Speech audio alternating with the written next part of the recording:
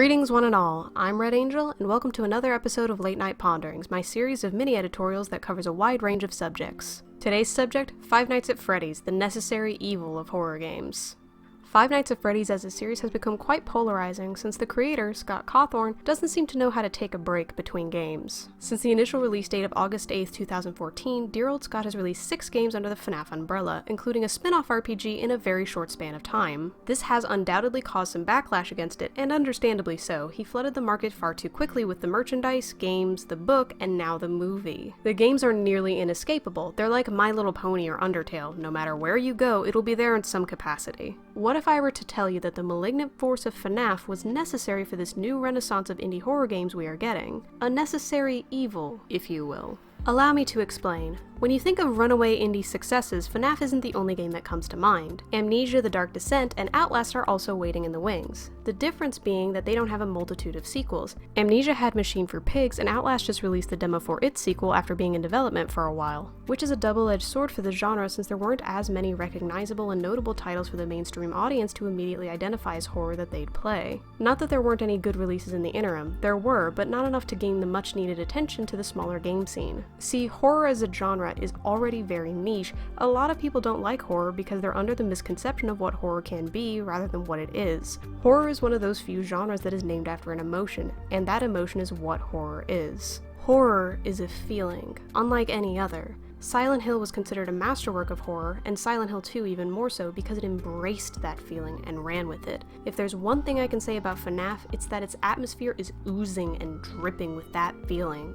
It's the exact reason why horror is so niche, because not everyone wants to feel the feelings that horror brings them. Existential dread and high anxieties aren't exactly great selling points for the general populace. We deal with enough strife in our own lives, and revisiting some possibly unwanted emotions isn't something people like to do freely. It's why you'll only see good mainstream horror games once in a blue moon in recent years, because games make you experience these emotions much more viscerally since you're the one playing the character and going through the things they're going through. Even with fantastic RPG Maker horror games out there, there's a strong chance you haven't heard of them unless you're made aware of them by a YouTuber or you deliberately look for games like that. Well, FNAF transitioned horror games back into the mainstream because it keeps releasing games over a short period of time. Just like those horror films that are released every year that a bunch of idiots get murdered in. It's the slasher genre, just without the late 1970s, early 1980s backlash against sex and marijuana usage. Let's all be thankful that FNAF's only message is to stay aware of your surroundings and don't murder children, because if it wasn't, this would be a whole different kind of video. With the backlash against FNAF, it started an almost hilarious trend in that some journalists will write about how the game they're covering puts other jump scare fests to shame, or some people will bemoan the repetitive jump scares on Steam forums, and how some game journalists will tell you that horror games are dead because of FNAF games and only Outlast 2 will save us. Wait, didn't Outlast have jump scares?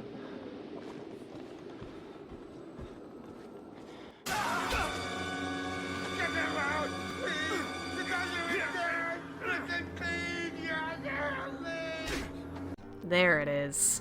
What's funny is games like Layers of Fear, Nevermind, Soma, and even my number 3 for my favorite games of 2015, Stasis, owe a lot to FNAF. Why? With horror still being in the public consciousness, people are actively looking for alternatives to FNAF, which means indie horror titles are getting more of a chance to shine now more than they ever have, for the sheer reason that they aren't FNAF. Think of how you and your friends talk about horror games. Do you talk more about jump scares now a lot more than you used to? Well, there's a reason for that. It's because of FNAF. FNAF has invaded the public consciousness and now has created this stigma against itself that benefits every other game in its genre. Since it's not FNAF, that means it's probably good, so I'll give it a try. It's also helped pave the way for newer concepts that you wouldn't have seen normally outside of an RPG Maker horror game, like Spooky's House of Jump Scares. Somehow, FNAF became gaming's equivalent to Friday the 13th, a horror game with a million sequels and yet no real end in sight. We think there will be an ending and then surprise, another game is lurking on the horizon. Even if you're sick to death of FNAF, allow me to give you a thought. FNAF is like McDonald's. There's a whole lot of them, they're cheap and easy to make, they may not always be the best, but there's always something you'll like about it, even if it's just one single thing. Do you want to know what the best thing about it is? You start to appreciate other restaurants a lot more after eating there and decide to diversify your meals a little. Maybe you'll go to that quaint coffee shop down the street. Maybe you'll stop by your local diner for a hearty steak sandwich, or perhaps a smoothie at a health food store. Besides, everyone knows that eating nothing but fast food isn't healthy, and it isn't the pinnacle of cuisine, just like FNAF isn't the pinnacle of indie horror. It's just a necessary evil for us consumers to appreciate something else for once.